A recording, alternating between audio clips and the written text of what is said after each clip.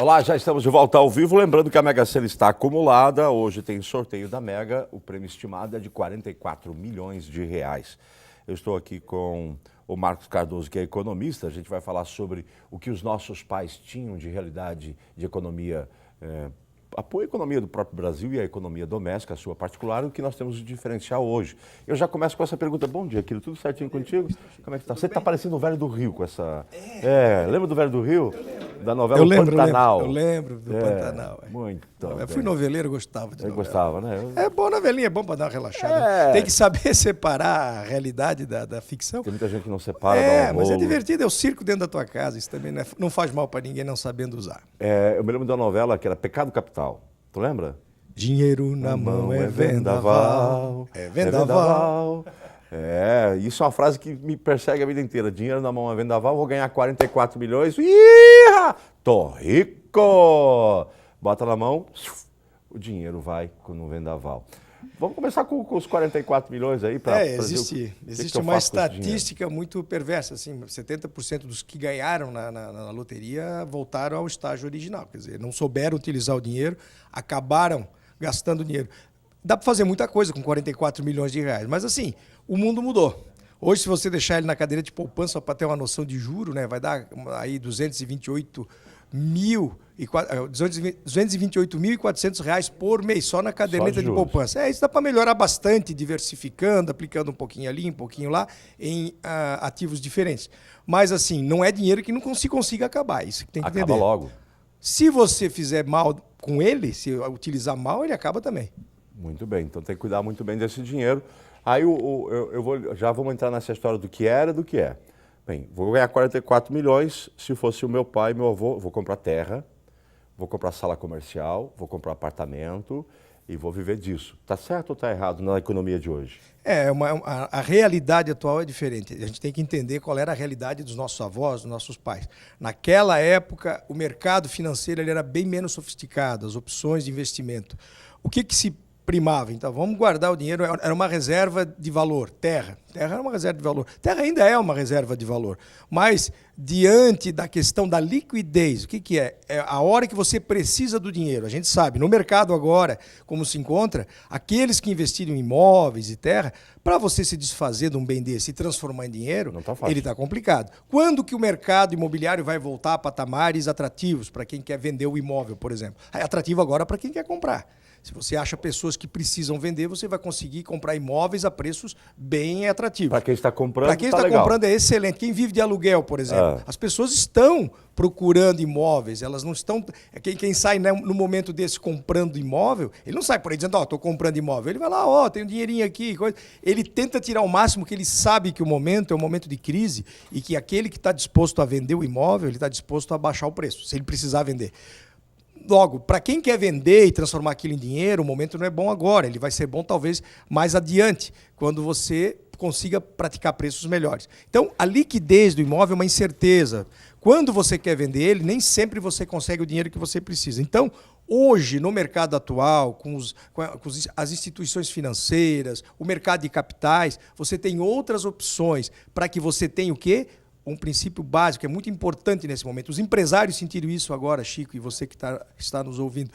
Precisava ter dinheiro. Às vezes tinha lá um imóvel, né? Tem empresário aí com 5, 6, 10 milhões de reais em imóveis e está aí com problemas financeiros por causa de 200 mil. Porque não tem como vender. Porque não tem a liquidez, não tem o dinheiro na mão. Então, o dinheiro na mão, que na época da novela era vendaval, hoje a liquidez é algo que te deixa muito tranquilo no mercado, te deixa sólido no mercado, optar pela liquidez. Então, os tempos mudaram. Falar com o avô, a minha mãe sempre dizia, meu filho, tens que comprar uma casa, tens que comprar terreno, tens que comprar terra. Por quê? Era aquela visão.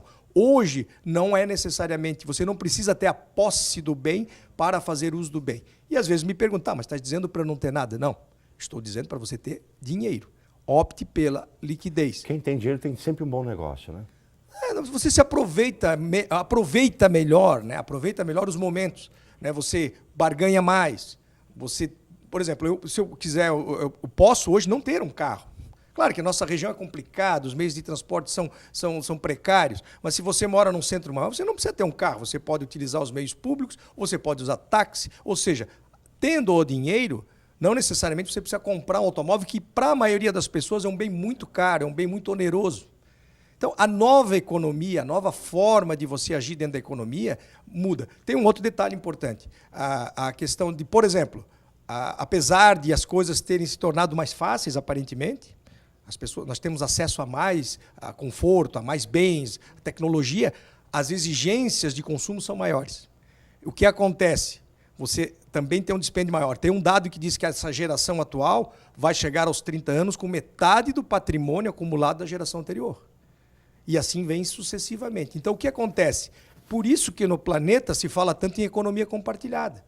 Você não precisa ter a posse, você compartilha um espaço. Eu posso compartilhar um apartamento com outras pessoas, posso compartilhar um automóvel com outras pessoas, eu posso compartilhar qualquer bem com outras pessoas que a gente possa otimizar a utilização e também o gasto em cima desse patrimônio. Isso não é o fim do mundo, né? Vamos pensar, a semana passada até brinquei aqui, passei lá na rádio também, uma reunião que acontece sempre nos Estados Unidos que faz previsão de tecnologias e etc., de comportamento para o futuro. Né? E uma delas é exatamente isso, né? O compartilhamento de veículos. Não vamos mais precisar comprar um veículo, vamos compartilhá-lo e muitas vezes esse veículo não terá nenhum motorista, ele vai ser autossuficiente, né? E aí os caras dizem assim, mas vão acabar com a indústria automobilística. Não, não vai acabar com a indústria porque precisarão ser construídos esses carros. Só a maneira de utilizar e de ter é que vai ser diferente. Mas, enfim, nós temos muito arraigados no nosso DNA essa questão cultural. Não, vou comprar terra. É ainda um bom seguro de dinheiro a terra, continua sendo. O único problema é que na hora que você precisa de dinheiro, transformar aquela terra em dinheiro, que está demorado. Aí é que está a questão, né? Hoje, porque parece que se você não tem o patrimônio, isso é um sinal de insucesso. É bem-sucedido aquele que acumula patrimônio. E, na verdade, se tornou muito caro manter um patrimônio hoje. É caro, né? Hoje a renda, por exemplo, diante do mercado atual, a renda de aluguel rende menos do que a caderneta de poupança. Então, aquele que quer viver de aluguel, que quer montar uma carteira de imóveis para aluguel, ele tem que comprar o imóvel muito bem. Por isso que esse momento agora é bom para quem quer montar uma carteira de aluguel. Dinheiro. Quem tem dinheiro, ele vai lá, o imóvel de 300, 400, 500 mil, ele vai oferecer, ele vai judiar de quem quer vender, ele tem que comprar bem, porque se ele quiser ter a remuneração, ele tem aquilo como um ativo, ou seja, ele botou aquele dinheiro e ele quer ter um rendimento desse dinheiro. Então ele tem que comprar bem, ele tem que comprar barato, senão ele não vai conseguir alcançar o percentual de rendimento que ele precisa. Ele tem que encarar isso como um ativo. Deixa eu fazer uma pergunta. E é uma pergunta que envolve muita situação que acontece. Tá, eu estou lá com 500, 600, 700, 800 mil reais, ou eu não tenho isso, tenho metade disso, mas eu tenho lá um terreninho. Poxa, eu estava pensando em fazer aqui umas casas geminadas, que virou um sucesso grande, muita gente está usando isso, né? Eu vou construir aqui umas casas geminadas, uns apartamentozinhos, para eu poder alugar. Eu tenho todo um patrimônio que eu guardei, tem esse ativo, né? Está lá, o dinheirinho está lá. É válido eu colocar esse dinheiro todo nesse patrimônio para que ele me renda o aluguel? Ou é mais válido eu pegar esse dinheiro que eu já tenho, que já é meu, e muitas vezes o cara pensa, com os 800 mil eu faço. Quando ele vai ver, foi 1,5 milhão e não acabou a obra. Né? Ou é mais válido eu pegar esse dinheiro e aplicá-lo de uma outra forma para ter um rendimento maior? Só que eu não sei fazer isso, e como é que eu faço isso? Assim, a primeira coisa que tem que se fazer é um bom orçamento e conta. Esse orçamento, quanto menos furar, melhor. Porque é aquela história que tu diz, o cara vai custar 800, vira 1 milhão. Aí você já se põe em situação de dívida e, no fim das contas, tu tem que fazer a conta, primeiro, quanto que efetivamente eu vou gastar. É aquilo que eu falava antes. Número real. Os números reais. Tem que, efetivamente, e tem que ser respeitado rigorosamente. Isso tem que ser muito bem estudado. Depois, encarar que esse investimento, por exemplo, esses 800, 700 mil, é como se eu estivesse investindo e eu vou ter que tirar retorno. Se eu aplicar no mercado financeiro hoje, eu tenho hoje uma taxa Selic anual de 9,25%. Então, os bancos vão estar me pagando 0,7%, 0,8% ao mês. Eu tenho que comparar com essa taxa para ver se o retorno que eu vou ter fazendo esse empreendimento, exatamente, do aluguel, e claro, ter o tempo de investimento, o tempo de construção, o valor da construção, se eu vou conseguir retirar ou tirar esse valor a mais ou menos. Então, essa é a primeira conta. Segundo, existem, para aquele que gosta de viver, por exemplo, de aluguel, existem opções do mercado financeiro que são fundos imobiliários e fundos de investimento em imóveis para aluguel, que são construtoras que fazem e vendem cotas de fundo que você não precisa necessariamente construir para ter renda de aluguel. Olha como sofisticou o mercado. Ou seja, estou recebendo renda de aluguel sem ter botado um tijolo. Não tem um imóvel. Não botei um tijolo. Mas eu investi num fundo que esse fundo se empresta para construtoras que constroem imóveis para aluguel. A renda desse fundo são os aluguéis pagos. Deixa eu fazer uma pergunta. Tudo bem, eu vou investir. Gente, é um papo meio louco, meio estranho, mas é necessário. Por quê? Uma das coisas que me deixou muito indignado comigo mesmo foi não ter recebido uma educação financeira dos meus pais. Né? Eu tive que aprender na dureza, com a dor, não Mas com amor. Nós todos não recebemos. Inclusive eu não recebi. Não, nossos pais não pensaram dessa forma. Então nós temos que ensinar os nossos filhos, que ensinarão nossos netos, que vão criar uma cultura econômica, que não existe no Brasil ainda uma cultura econômica, porque o Brasil é um país que faz assim, ó. Nós não somos assim. Né? Se nós tivéssemos uma economia estável por muitos e muitos anos, automaticamente a gente aprenderia a trabalhar com dinheiro. Mas a nossa economia é uma montanha-russa. Mas vamos lá. Eu quero aplicar num fundo imobiliário que você falou. O que é um fundo imobiliário? É uma empresa que oferece, eu compro uma participação e ela constrói esses imóveis e eu tenho o meu rendimento através do aluguel desses imóveis. É mais ou menos isso, certo? Como é que eu faço para confiar nesse fundo? Aí a questão é a seguinte. As instituições, são fundos de recebíveis imobiliários, fundos imobiliários, existe uma série, é muito sofisticado esse mercado de fundos de investimento. Ali você consegue sair fora, nesses fundos, desse rendimento da poupança que é tão pequenininho. Né? Que até perto do que está acontecendo com a Selic, agora ela está em 9,25, ela está ficando alta a poupança. Então a tendência das taxas de juros do mercado é baixar. Então para saber onde aplicar esse dinheiro, a maioria dos cidadãos não tem esse conhecimento. Não. Então ele tem que procurar um especialista. Tem as casas bancárias, que tem os seus gerentes lá, que têm condição de orientar. Eu mesmo faço um preparatório, eles têm que ter uma certificação, que é o CPA 10, o CPA 20, que os ensina a orientar os clientes. Eles têm que ter essa certificação profissional para poder atender. É muito sério isso. É muito sério. Não, está mexendo com o meu dinheiro. Não, é tão sério que as instituições bancárias, as cooperativas, todos que trabalham com conta corrente, investimento, o atendente ele é obrigado a ter uma certificação que é a Ambima, que é a Associação Nacional dos Bancos e Instituições do Mercado Aberto, vinculada à FEBRABAN. Ela exige, ela é privada essa instituição, mas ela exige, são mais de 400, quase 500 instituições vinculadas. E mesmo as que não estão exigindo que os seus atendentes, os seus funcionários tenham, porque ali eles aprendem o quê? Eles fazem uma prova que eles têm condição de orientar.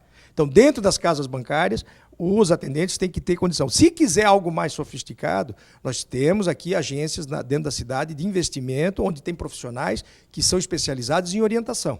Né? Se for ali no Parque da Unidade, ali tem uma instituição ali que faz esse tipo de atendimento. Uhum. Então procura as pessoas que conhecem lá e elas vão te orientar. Também tem lá fundos de investimento disponíveis, de bancos que às vezes nem temos aqui na praça e que pagam taxas maiores, que são bancos confiáveis. Então, toda essa orientação técnica tem que ser dada. Porque, como tu falou, o brasileiro não tem orientação financeira. Nossos pais não tinham condição, eles vieram de uma economia em que você tinha o quê? A caderneta de poupança e imóveis para investir. Uns boizinhos, vaca, porco, era o que se fazia. Né? Então, era uma outra economia. A economia atual exige um pouco mais de sofisticação. Dá para fazer melhor, Chico, com cada centavo que você recebe, sendo um pouco... Porque tem aquela ideia, você tem que comprar a casa e o carro. Senão você não é bem sucedido. Não. E a casa e o carro é a maior fonte de insucesso financeiro da maioria das pessoas.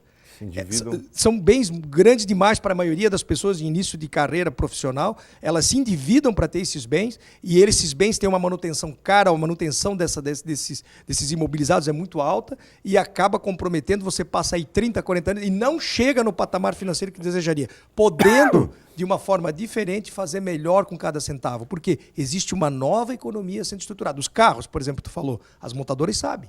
Daqui a pouco elas não vão vender carros. Já existem testes em cidades, Montreal, se eu não me engano, Paris, onde o carro fica na rua. Você lá no celular, você passa no vidro e você entra no carro, ele vai contar lá, você usou, deixa no outro lado da cidade. Quando quiser voltar, pega outro carro que está disponível. O carro não é teu, tu está alugando ele. Mas tu não precisa ter a posse do bem. Ter a posse do bem está se tornando muito caro. Então você compartilha. As montadoras sabem disso. Deixa eu fazer uma pergunta. Voltamos para a Mega Sena. Olha que legal. 44 milhões. Ela resolve muito dessas questões. 44 milhões. Amanhã eu vou estar com um sorriso assim. Só que eu não vou dizer que foi eu que ganhei, porque eu não sou louco para falar isso, né? Tem que ter um cuidado também, né? Ganhando um prêmio desse, ó, abre o olho que vai aparecer parente. É de bom tudo não quanto falar canto, nada. É bom não falar nada. Mas, falando nisso, deixa eu tirar uma curiosidade. Você já trabalhou na Caixa. Se eu ganhar na Mega Sena, a gente já perguntou isso, mas sempre é bom, toda vez que tem mega acumulado, é bom avisar.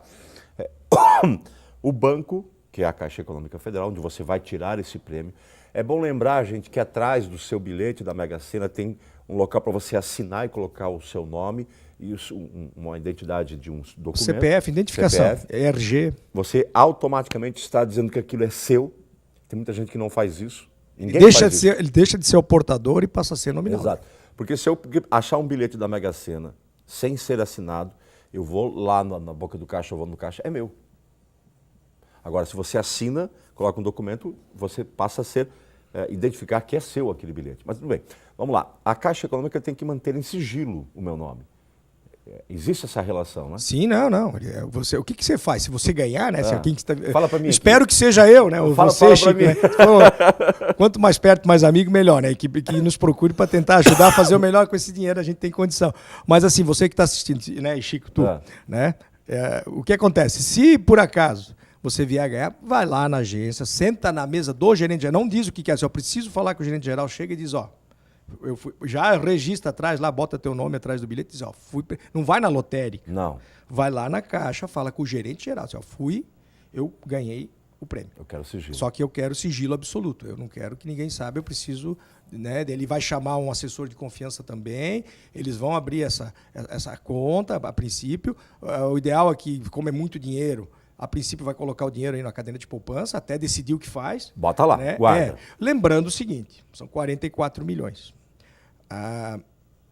O seguro, o Fundo Garantidor de Crédito, que é privado, ele garante até 250 mil, quanto a quê? Se o banco, por exemplo, vier a quebrar, não estou dizendo que a Caixa vai quebrar. Tá. A possibilidade é bem remota, porque ela é federal, ela inclusive anuncia que dá 100% de garantia dos valores que estão lá. Mas, tecnicamente, o que está coberto pelo Fundo Garantidor de Crédito é até 250 mil. Pela lógica da segurança, você devia dividir esses valores em 250 mil e espalhar por bancos, que todo banco tem as cooperativas de crédito também tem. Então, espalha, o ideal seria isso. Espalhar 250 mil aqui, 250 mil, 250 para ficar tranquilo quanto a uma possível quebra, porque pensa bem, o Barings, que era o banco que a rainha da Inglaterra colocava dinheiro lá na Inglaterra, quebrou. Então, bancos quebram. Então, tem que ter um cuidado. Bancos quebram, tem que ter essa noção. Aqui no Brasil, tivemos aqui na Banco Econômico, Banco Nacional. O Banco Nacional patrocinava o Ayrton Senna. O Ayrton Senna e quebrou. O HSBC, o Bamerindos. O SBC foi vendido. Bamerindos, cadê o Bamerindos? Então, a gente lembra a musiquinha, né? Mas o banco já foi. Muitas casas bancárias, nosso BESC, que foi incorporado, pode acontecer aí um infortúnio e o banco quebrar. Então, é bom fazer essa segurança. Mas vai lá, procura o gerente, a princípio, vê com ele, aplica o dinheiro lá e depois consulta alguém que tenha condição de te orientar, porque é muito dinheiro.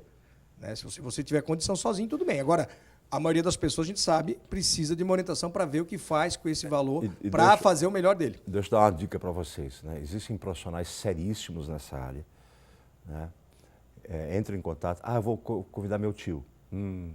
Nada contra o seu tio, nada contra o seu primo, cada um sabe o que faz a sua vida. Mas eu, particularmente, prefiro contactar uma equipe profissional. Claro que você vai investigar essa equipe, vai investigar esse... Tu não vai passar procuração para eles mexer o dinheiro. Não vai passar para ninguém, né? Mas bom ter uma assessoria jurídica exatamente também. Isso. Um bom advogado. Se resguarde, porque senão você vai se incomodar. Deixa eu fazer uma quase última pergunta. Ok, eu ganhei os 44 milhões. Não vou. Eu vou botar um dinheirinho aqui na poupança, vou botar lá nos investimentos, lá que você falou, esse negócio todo, e vou comprar um gadinho. Umas cabecinhas de gado. Você nunca... O mais próximo que você esteve de um gado foi de uma costela que você assou na sua casa. Um filé parmegiana. Né? Foi a coisa mais próxima que você teve de criar gado, de cuidar de um gado. É cuidar da costela lá no fogo. Você não conhece, não manja, não sabe, só tem a vontade e o dinheiro. É arriscado entrar? Assim, convém, né? Já que não tem... Na tua suposição, a pessoa não tem prática nenhuma com o troço. Compra um sítiozinho e bota umas cabecinhas lá e começa a sentir como é que é o drama.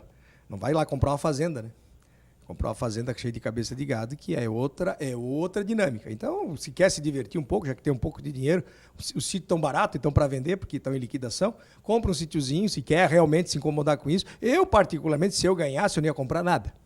eu ia deixar o dinheiro guardado, eu ia alugar tudo que eu precisasse, até a casa, porque você não precisa ter nada. É aquilo que eu falei, ter dinheiro. Né? O maior comerciante do Nordeste é um supermercadista, ele fatura 4 bilhões de reais por ano. Ele não tem casa e não tem carro. Aí perguntaram para ele, mas o senhor não tem uma casa? Ele disse, meu filho, eu alugo a mansão que eu quiser.